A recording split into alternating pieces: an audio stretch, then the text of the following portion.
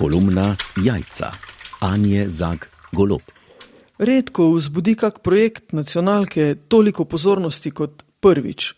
Razveseljivo je, da očitno iz njenih silnih labirintov, ki požrejo toliko predlogov, da iz njih domala odmeva, kako se nič ne da, kdaj kaka stvar izide tudi živa.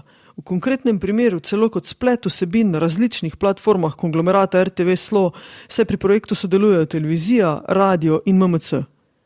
Koncept oddaje je navdušujoč. Urška Henigman in Neža Prah Seničar se nista ustrašili mladih odraslih, ki jih baje nihče ne razume. Nasprotno, stopili sta jim naproti in sicer nepretenciozno, obenem pa skrajno spoštljivo in enakovredno. Od prvega akorda oddaja vedeti, da mlade ljudi jemlje resno. In tu je ta kleč vreden omembe. Naša družba jim na vse mogoče in nemogoče načine dopoveduje ravno nasprotno, da torej ne njih, ne njihovih pogledov, problemov in uvidov ne jemlje resno in jih niti ne namerava. Še več, jasno jim kaže, da zanje v njej ni prostora. In zato je oddaja Prvič kot oaza v puščavi.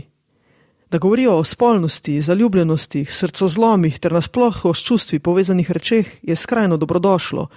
Enako kot je dobrodošlo, da o tem govorijo mladi ljudje različnih zanimanj, starosti in spolnih orientacij. Ampak, a se mi zavedamo, kaj se dogaja? Dogaja se pred našimi očmi, domala v neposrednem prenosu, eksplozija. Ob četrtkih zvečer na prvem sporedu te televizije gledamo stari svet, poln mržnje, agresije, mačizma in mizoginije, boj se vpete v podmizne dile in sistem moči za zgolj lastni preužitek. Gledamo dretje, seganje v besedo, provokacije in nemalokrat mlatenje prazne slame. V neki drobni, polurni oddaji na drugem sporedu nacionalne televizije ob ponedeljkih ob 8:30 zvečer pa zdaj lahko v praksi opazujemo, kaj vse je mogoče. Oddaja Prvič je dokaz, da se da na televiziji normalno pogovarjati, spoštljivo, civilizirano, dostojno, da je mogoče povedati svoje mnenje, a tudi poslušati in slišati druge in se pri tem celo česa naučiti. Da je v naši družbi še mogoča strpnost, da kljub različnosti še zmoremo govoriti isti jezik. To je absolutno neprecenljivo, še zlasti zato, ker nas tega učijo mladi.